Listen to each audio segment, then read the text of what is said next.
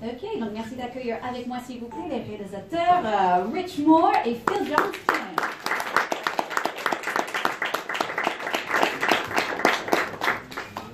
Welcome to both of you. Bienvenue à tous les deux.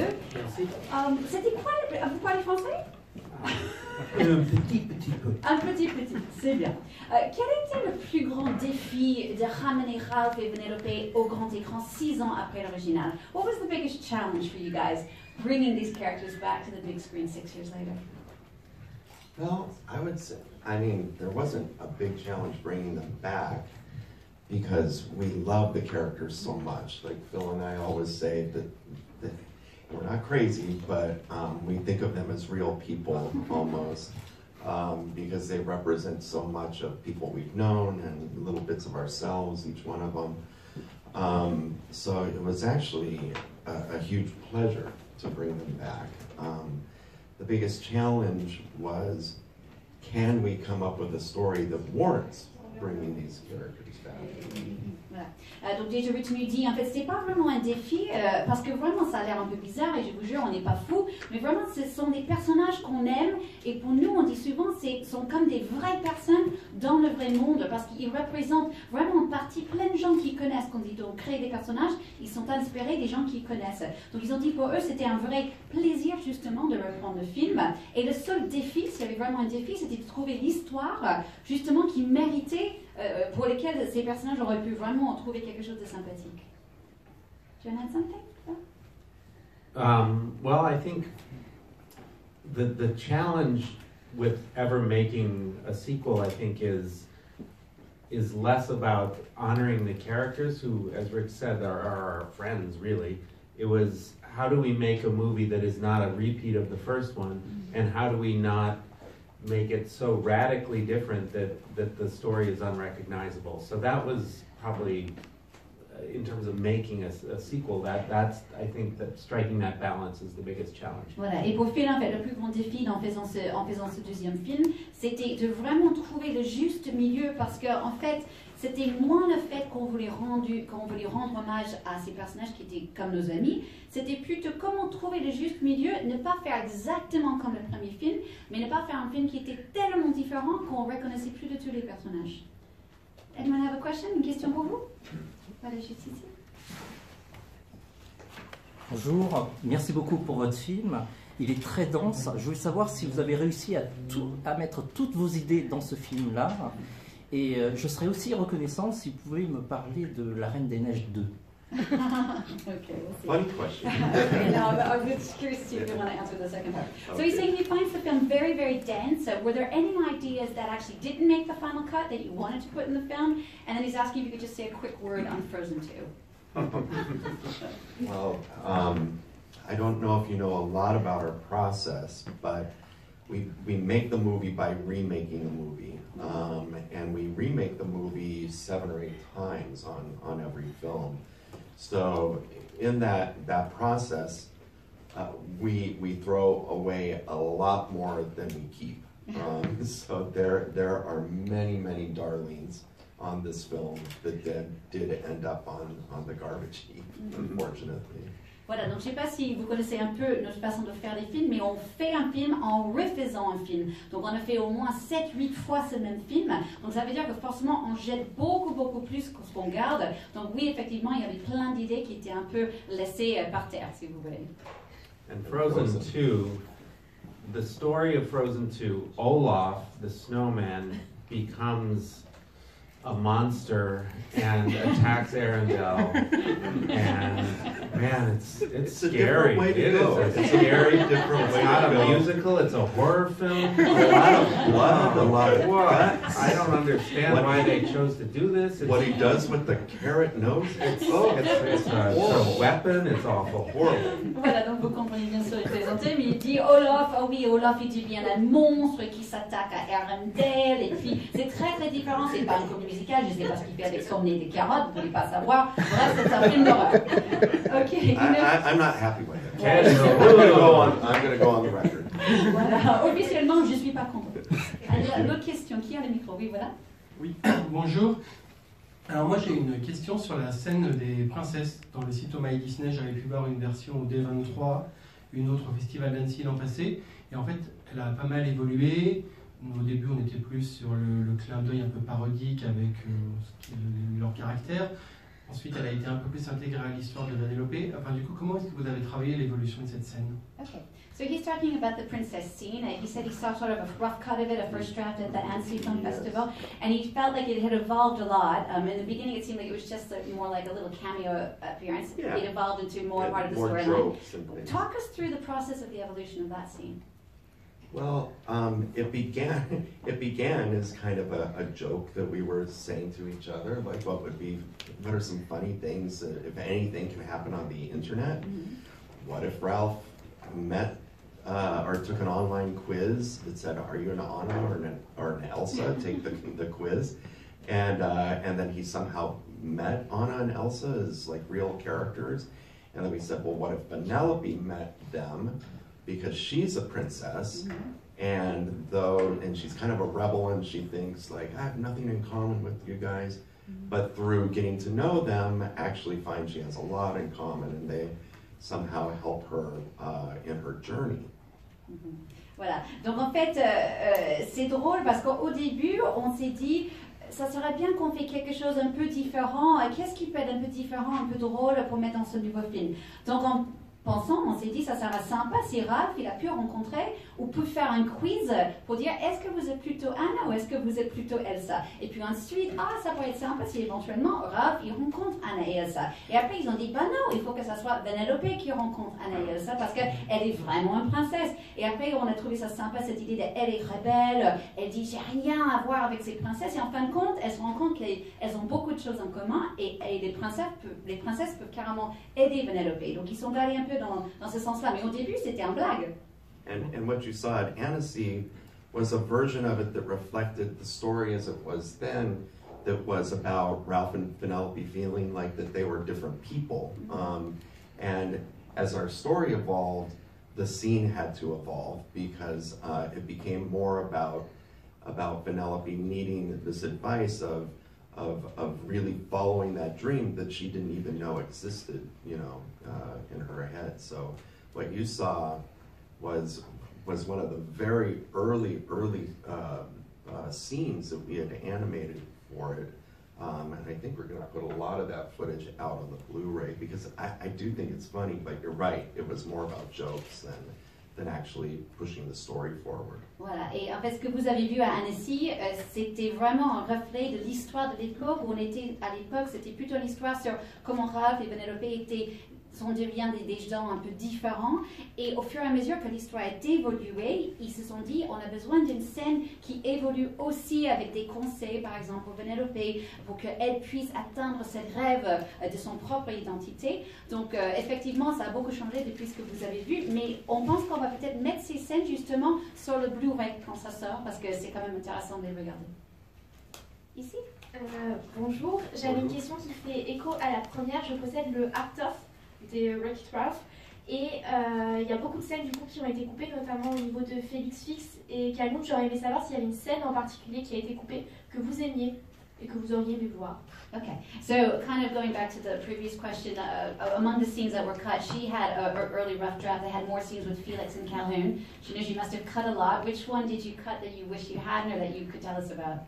There could be a whole movie about Felix and Calhoun raising those children. The one I think I missed the most, we had a scene in the middle of the film where we checked back with Felix and Calhoun and the 15 kids, and they were sitting around the dinner table, and Felix and Calhoun were trying to just make small talk and say things like, so, how's the weather today? And I like the weather, and how about you children? Do you like the weather? And it was this very mundane dinner scene like a family has, and then it evolved into a horrible food fight, and they were just praying that Ralph and Vanellope would get the steering wheel apart so they could get the kids the hell out of their house. Ok, voilà, donc effectivement, on aurait pu faire tout un film sur Félix et Kaloun avec cette histoire avec les enfants et tout, mais il y a une scène qu'on a coupée que je regrette un peu, c'était vers le milieu du film, c'était quand on voit un peu comment ça se passe avec Félix et Kaloun et les 15 filles, les 15 enfants autour du table pendant un dîner, et ça commence très calmement où Félix et Kaloun sont en train de dire « Ah là, c'est bien, il faisait beau aujourd'hui », un peu de discuter calmement, mais au fur et à mesure, ça devient le chaos total avec les enfants qui sont en train de jeter la nourriture et tout ça, et ça finit avec Félix et Kaloun qui sont en train de prier pour que Ralph et Vanellope y réussissent leur mission. Là-bas ici. Bonjour, vous avez fait beaucoup de caméos Disney, Marvel, Star Wars, et vous les avez fait tout en CGI, sauf Humphrey l'ours, que vous avez fait en 2D, vous l'avez gardé en 2D. Pourquoi? Il y avait qui en 2D? L'ours Humphrey. Ok. L'ours Humphrey? Humphrey. Humphrey, d'accord, très bien. Oh, So he says a lot of cameos, Disney, Marvel, Star Wars, a lot in CGI, but one in 2D. Humphrey the Bear, why? Well, the theoretical answer to there is no real theoretical answer to Il n'y a pas that. une Because vraie réponse. at first we said, oh, because it's from a short or something, but the serious answer to that is that we wanted to pack the scene with as many Easter eggs as possible. And when the idea came up to have Humphrey in the scene, it was too late to build a CG model of him because it takes so long to build and rig CG models. So we still have several 2D animators working at the studio, and one of them is a legendary artist named Mark Henn, who's been animating at Disney for almost 40 years, I think. Is that right? Yeah. And we said, Mark, can you animate that cycle of the trash, you know, picking up the litter, picking up dance that Humphrey does in the short, you know, so we can put it in the background? He's like, sure, I can do that. And he did it in about a week, you know, and finished that little piece of animation, which would have been impossible to do in CG that quickly, to build something from the ground up.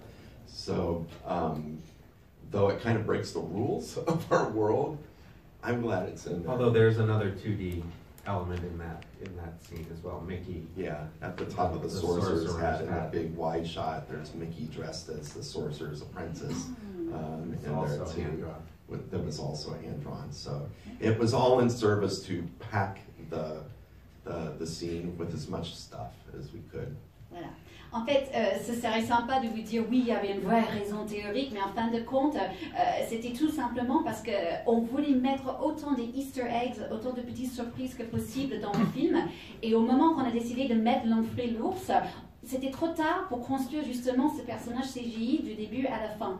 Et comme on avait beaucoup d'artistes en 2D qui existent encore au studio Disney, dont Mark Hamill qui est là depuis 40 ans, on est allé lui dire, est-ce que toi tu pourrais nous animer ce petit personnage avec les petites séquences où il prend des ordures et tout ça, comme dans le petit film.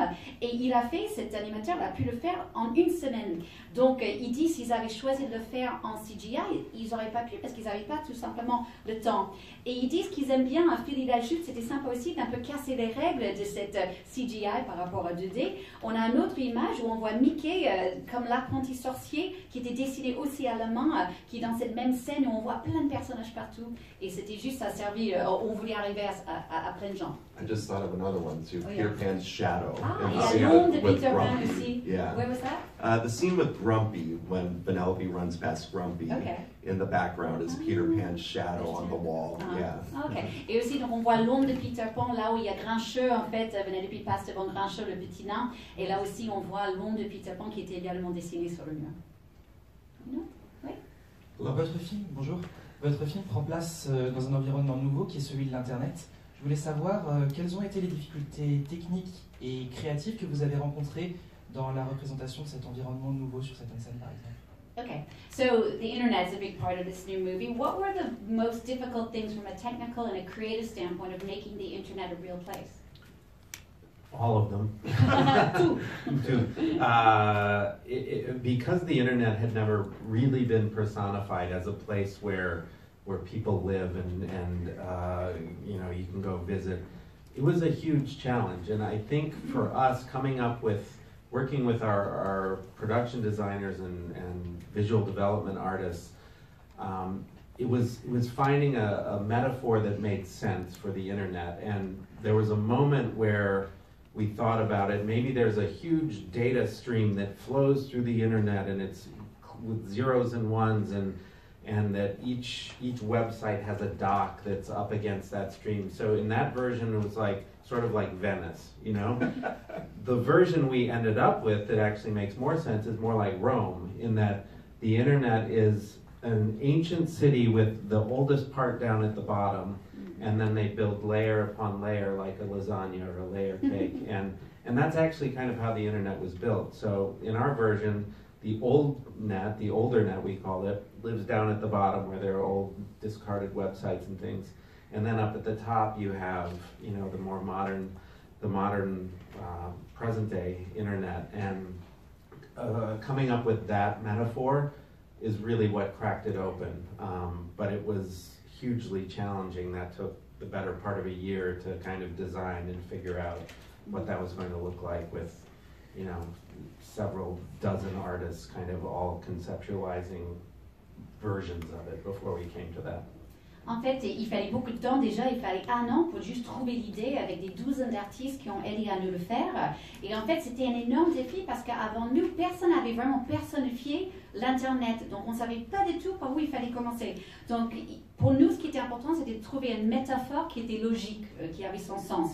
Donc, il dit au début, ils avaient pensé à une sorte de rivière, un data stream qu'on appelle ça, qui était pleine de petits numéros, les 0 et les 1. Et puis, chaque site web était un peu comme un port, si vous voulez, sur cette grande fleuve, un peu comme Venise. Et après, la version finale, où on est arrivé, c'était pas trop Venise, mais plutôt Rome, comme une ancienne ville, en fait, qui était construite sur une autre ville, construite comme ça, avec la ville la plus ancienne tout en bas, et la ville la plus nouvelle tout en haut. Donc c'était un peu plus comme un lasagne, il dit, ou comme un millefeuille, si vous voulez. Et donc du coup, on a travaillé beaucoup et on a jeté beaucoup d'idées pour enfin arriver à cette idée-là, un peu comme la version Rome, si vous voulez. Oui. Bonjour. Vous représentez tous les deux la nouvelle génération chez Disney, notamment parce que vous avez déjà travaillé sur Zootopie. Comment justement Disney va continuer à évoluer, quelles nouvelles idées Disney va mettre en place dans les années à venir. Voilà. Okay. You're saying you guys both represent the new generation of Disney, if you like, for your work on this film, also Zootopia. How do you think Disney's going to evolve over the years, and what ideas is it going to go toward? How do you see the future of animation at Disney? Well, thank you for that, and it's good to be part of that generation, because I think for a long time Disney wasn't telling contemporary stories that resonated with today. We definitely still do the fairy tale stories like Frozen, but there's still room for Wreck-It Ralph and for Big Hero 6, and it's a continuation of a culture that started some years ago, 10 years ago, allowing the directors to make the stories that are important to them. There's no executives that are saying, like, I want you to make this movie and you to make this one and that. It's like the stories definitely come from the director, from his or her heart, you know, and what they want to make, because these movies take a long time to make. So you really need to love what you're doing if you're working on these. And I think it's a winning recipe, you know, and yeah, I think that will continue. And I think we're going to have a more diverse group of directors in the future who will be able to tell stories that are important to them. So I think we'll see a lot of variety in the stories that are told from our studio in the future. Sorry. Non, c'est okay. Sorry. Non, donc, Rich, il nous dit, en fait, ils sont ravis de faire partie de cette génération. Et c'est vraiment sympa parce que pendant longtemps, Disney ne faisait pas les films vraiment contemporains, des films qui avaient un vrai regard sur notre monde aujourd'hui. Donc bien sûr, Disney continue à faire des films comme La Reine des Glaces, etc. Mais aussi, c'est sympa qu'ils puissent faire des films comme Ralph ou comme Les Nouveaux Héros, des choses comme ça. Et je dirais que cette culture a commencé chez Disney il y a à peu près 10 ans. Et pourquoi ça marche? C'est parce que chez Disney, vraiment, ils donnent aux réalisateurs le droit de faire ce qu'ils veulent. Et c'est pas comme s'il y a un grand exécutif qui dit non, je veux que vous faites tel film. C'est vraiment les histoires qui viennent tout droit des réalisateurs parce que, comme il dit, quand on travaille sur un film d'animation, ça dure très très longtemps. Donc si vous n'aimez pas ce film à fond en tant que réalisateur, vous n'allez jamais arriver. Donc il dit, ça c'est une recette qui marche pour Disney, il pense. Et il pense dans l'avenir, en regardant vers l'avenir, il va avoir de plus en plus de réalisateurs de tout horizon, très divers. Et justement, eux, ils vont pouvoir raconter des histoires qui sont importantes pour eux. Et donc du coup, on va voir beaucoup plus d'histoires très variées. Ici. Bonjour. Une petite question, après les jeux vidéo et l'Internet, est-ce qu'il y a un endroit où vous aimeriez envoyer Ralph et si vous y avez déjà pensé en fait? Okay, so after the video games, after the internet, is there another world you'd want to send Ralph into? If so, what is it? Okay. All right, here we go. So what are the two major inventions of the last, 5 to 10 years, 5 years, that you think technologically that you think are groundbreaking? Donc, quelles sont les deux plus grandes inventions des 5 dernières années que vous pensez ont vraiment révolutionné le monde? Il y a les téléphones, on est proche de l'Internet. Telephones? Téléphones. No. Yeah. Well, we Smartphones? think VR, virtual reality virtuelle. virtual reality, Uh-huh. and 3D printing. Les impressions en 3D. We're not going to do VR, but Les impressions and en this 3D. is all a joke, D'accord, right? il était Ralph gets into a 3D printer, it's struck by lightning, and he is printed into the real world. Ouh, pas mal. And comes to Paris, Il dit And does a press conference. climbs the Statue of Liberty. It would be the Eiffel Tower. Yeah, or I mean, yeah, sorry. Sorry. Although France did give us the Yeah, that's right. They certainly did. He brings it back to Paris. That's France. good. That's Donc good. c'est He's comme gonna ça bring que it ça back. commence. Ils Yeah. improvisent. Donc bien sûr, c'est l'humour. Ils disent Ralph qui va se mettre dans un imprimant en 3D, qui est frappé par un éclair. Tout d'un coup, Ralph il devient une vraie personne. Il rentre dans le monde à Paris, bien sûr. Il grimpe le haut de la Tour Eiffel. Il prend la Statue de la Liberté. Il la ramène aux États-Unis et voilà. But that's I like that emotion. No, but seriously, vous allez vers un Ralph 3? Are you guys going toward a third film? I don't think so, because to me, I mean, I never say never, but I think of these two films very much as two chapters in their lives, and the friendship was born in the first film, and it grows and then goes through a big challenge in the second film, and then resolves in an even stronger place. So, to me, the two chapters fit perfectly together right now. I don't know. However, we did think after the first one that one was buttoned up perfectly too. So. Donc, You never know. Voilà. Donc tous les deux, il dit, il faut jamais dire jamais. Rich, il dit, même après le premier film, on s'est dit, c'est la fin, on va pas continuer, et pourtant on y est. Mais Phil, il explique que pour lui, vraiment, l'histoire est finie, parce que pour lui, c'est deux chapitres qui se complètent bien. Dans le premier, c'était la naissance de cette amitié un peu bizarre, et dans le deuxième, un grand clash dans cette amitié, et en fin de compte, ils survivent, et l'amitié est encore plus forte. Donc il dit, pour lui, c'est vraiment comme deux chapitres qui se reflètent bien, donc il voit pas trop de logique pour continuer.